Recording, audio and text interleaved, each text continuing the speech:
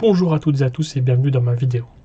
Aujourd'hui, nous allons voir comment trouver des hashtags pour Instagram. Pourquoi choisir des hashtags? Tout simplement, ça va vous permettre de mieux vous référencer sur justement votre publication, d'avoir plus de visibilité, d'avoir plus de visites de profil, d'avoir éventuellement plus d'abonnés et d'avoir sur le moyen long terme plus de clients pour votre business. Donc je vais vous montrer ça tout de suite. Donc là on est sur mon profil. Donc vous voyez j'ai pas beaucoup d'abonnés, mais c'est pas grave. On va prendre deux posts différents, d'accord? Donc je vais prendre ce post là pour vous montrer. Donc on s'en fout du post, hein.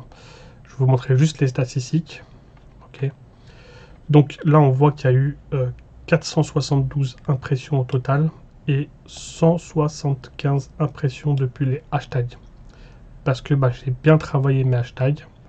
J'ai bien réfléchi, etc. Et du coup, il y a eu de la visibilité grâce au hashtag. Et j'ai eu 7 visites sur mon profil grâce seulement à ce post. Donc, sachant que j'ai pas beaucoup d'abonnés. Je vous prends un autre post pour vous montrer la différence.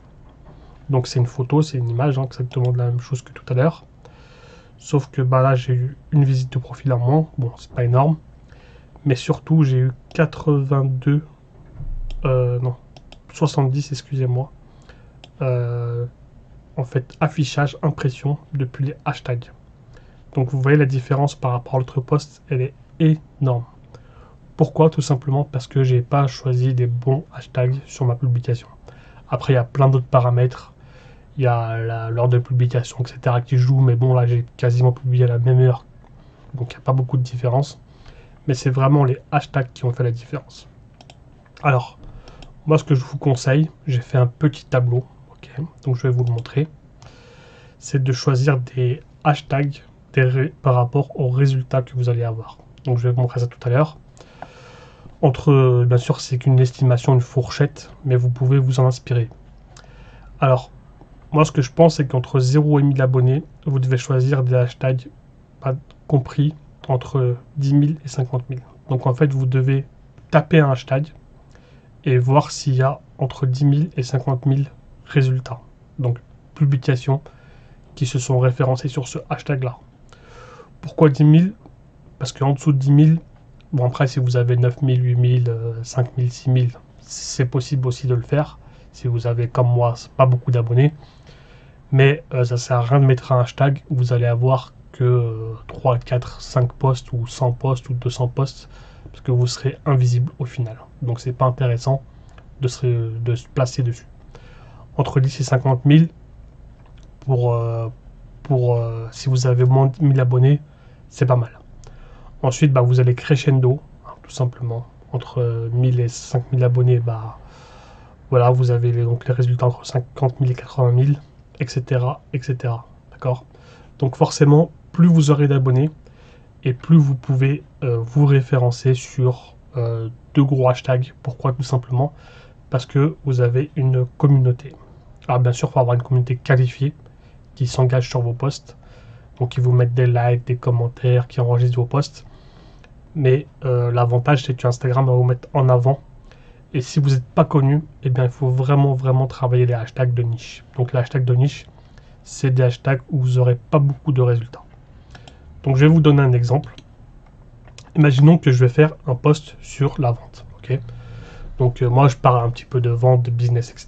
Et je vais faire un post sur la vente. Donc je vais taper tout simplement le premier hashtag qui me vient à l'esprit. Donc vente.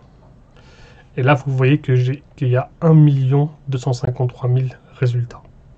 Donc qu'est-ce que ça veut dire? Ça veut dire que si je clique sur ce hashtag, pour me placer sur ce hashtag là, ça va être quasiment impossible parce qu'il y a trop d'instagrammeurs en fait qui veulent se référencer sur ce hashtag là, et du coup je vais avoir beaucoup de mal à me placer sur les meilleures publications, et du coup mon post en fait il sera invisible complètement sur ce hashtag là. Donc ça va pas être intéressant de mettre ce hashtag là. Alors il y a des gens qui vont me dire, alors on me demande souvent combien de hashtags mettre. Est-ce que c'est 5, est-ce que c'est 15, est-ce que c'est 30? Donc sachez que vous pouvez en mettre 30 maximum Moi, je vous conseille de mettre le maximum. Mais après, si vous en trouvez que 10, 15, c'est pas grave, mettez-les quand même. Donc le but du jeu, c'est quoi? C'est de pas tout le temps mettre les mêmes hashtags sur vos posts, parce que sinon vous allez passer pour un spammer. Essayez de varier, ok? Donc moi, ce que je fais en général, c'est que je sélectionne des hashtags pertinents et de niche. Ensuite, je les enregistre sur un fichier Excel ou peu importe. Et en fait, je fais des paquets de plusieurs hashtags par rapport à mes publications. Donc moi, ce que je vous conseille, c'est de sélectionner des hashtags d'abord de niche, ensuite des hashtags spécifiques à votre post. Donc par exemple, si vous parlez d'un sujet par exemple vraiment spécifique, donc mettez des hashtags spécifiques, vraiment de niche. Et ensuite, essayez de viser des hashtags pas trop gros pour commencer. Donc là, je vais vous donner un autre exemple. Si je prends par exemple le hashtag vente en ligne, un exemple tout simple, hein. Oups, voilà, vente en ligne. Donc par rapport au hashtag de tout à l'heure, il y a beaucoup moins de résultats, donc j'aurai beaucoup plus de chances de me placer sur ce hashtag là, même si il y a beaucoup quand même de concurrence. Donc je vais devoir sélectionner un hashtag, on va dire, un peu plus ciblé que celui-là. Donc après, vous avez différents... Donc si je descends, je peux avoir des idées, okay, de hashtags différents, tout simplement. Et ça me permet en fait de sélectionner les hashtags tout simplement qui sont intéressants pour moi. Ensuite, si vraiment j'ai pas d'idée par rapport au résultat, et je peux cliquer sur le hashtag, regarder les posts, donc des gens qui veulent se placer sur ce hashtag là.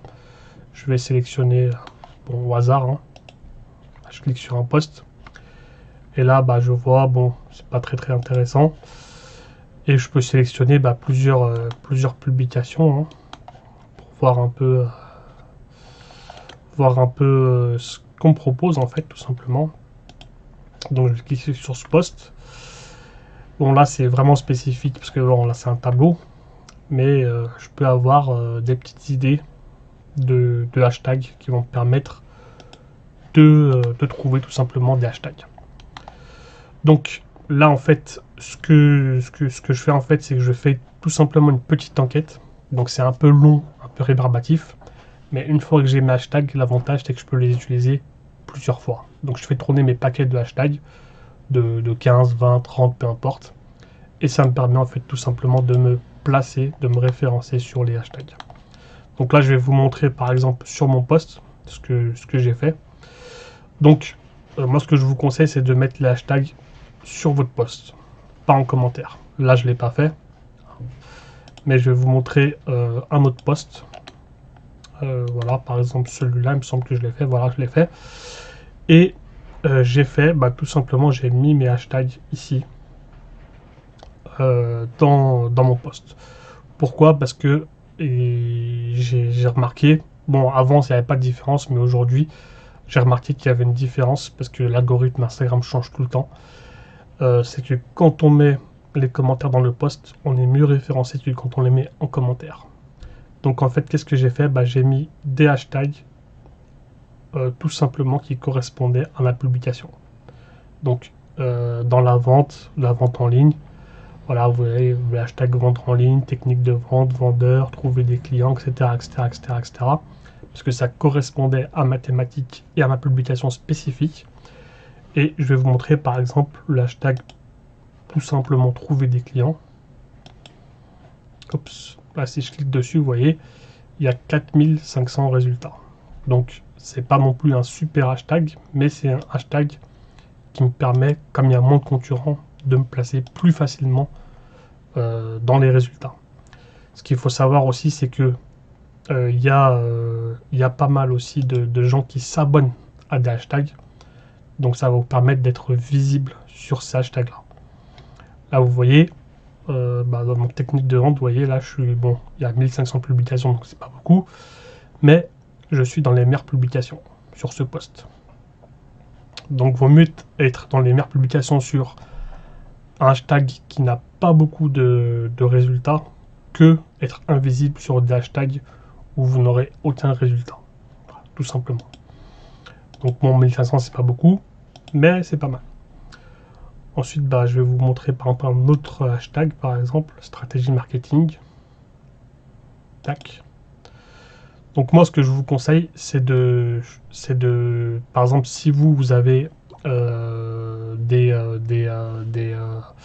par exemple, un compte français, choisissez des hashtags français. Ne mettez pas de hashtags anglais, etc., etc. Ça sert à rien.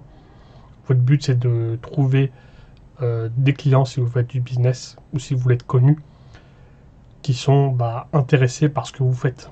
Et si vous avez vous mettez des hashtags en anglais et que vous parlez en français, ça va servir à rien du tout. Donc vous voyez là, pareil, je choisis des petits hashtags, mais ça me permet de mieux être référencé. Voilà. Donc je pense que je vous ai tout dit pour cette vidéo. Après, il y a des outils sur internet qui vous permettent de trouver les hashtags plus facilement.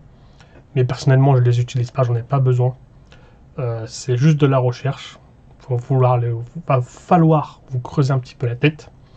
Et si vous avez des questions, n'hésitez pas à les poser soit sur YouTube, soit vous abonner à mon compte Instagram qui se trouve ici. Moi, je suis disponible, donc vous pouvez m'envoyer des messages privés, etc. Je vous réponds à toutes les questions et je pourrai vous aider à vous développer. En tout cas, si la vidéo vous a plu, n'hésitez pas à poser un like et à vous abonner à ma chaîne. J'aurai bien plein d'autres vidéos sur Instagram, sur YouTube, comment développer votre compte petit à petit, comment trouver des clients petit à petit, sur le marketing, sur le business, sur la communication, sur le mindset, etc., etc. Donc je vous remercie et je vous dis à très bientôt.